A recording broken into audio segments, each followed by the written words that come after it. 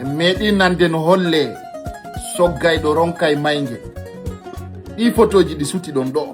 ɗiɗo wana président Mamadi Doumbouya ni de wana le 3 août 2026 ka départ aéroport international Ahmed Sékou Touré kono noon gaño no hulɓini ko andi gollon are laykon o vidéo partage on mo andi no jama on ko opposition on moƴƴini ɗi photoji ɗo waɗi ko innete kon iya moƴƴini ɗi photoji ɗo partage so naati ka page ji présidence de la république ayata ɗi photoji ton sa naati ka DCI ka président de la république ayata ɗi photoji ɗo ton ko fi hon ɗum ko kamɓe attiɗi postude ko on to ɓe ittiɗi o yata responsable jo ka gouvernement no posti ɗi on yiyata page président de la république on no posti ɗi photoji ɗo ɗiɗo ɓe faala on détractude ɓe jiiɓa ɓernde militant et sympathisant GMD mi haalani on noon hakkil ko jommum nafi hiɗe mari détracteur ɓe hulɓiniɓe ko ɗum waɗi hiɗen dowa wadde communication solide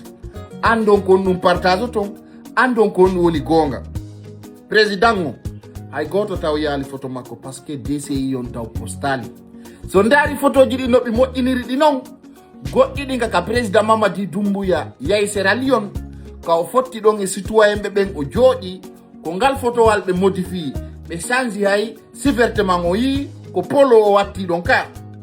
donc ko andi gollon ɓe détracteur ɓe hiɓe hulɓini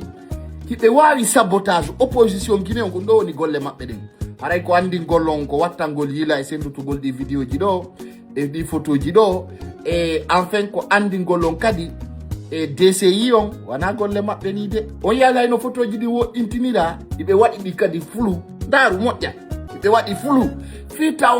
waw andugol hiisi ko gonga e siko fenande ay non ɗon andi menen men dare men analyse ay awa ko andi gollon ɓe ɗayni hoore maɓɓe ko ɓenta kon noon mo ɗayni kolo mum no jombi hiray haray ko andi gollon tun ay leer tati timmi ɓe yaali président de la république kon taw ko aéroport ɓe fuɗɗinaynugol est ce que o yiltaki o yaali mi holla yon piiji buy e deuxiéme vidéo on ko ɓe waɗi fi yon hoolo penale maɓɓe ɗen a waɗi photoji ɗo ko iyani nani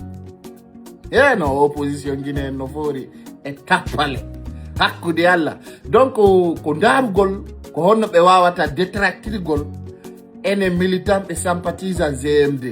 mapina communicant ɓe humpitaki ɓen a waɗi photoji ɗo ko iya wana DCI publie ɗi ko kamɓe tun e page maɓɓe officiel ɗi ɓe kerani hoore maɓɓe ko kamɓe woni publide ɗi ayno onon kadi ɗo ƴettude ɗo republie on ka page mo donc ɗum mi waɗiri o vidéo ɗo ko andi gollon ɓe fenay wassalam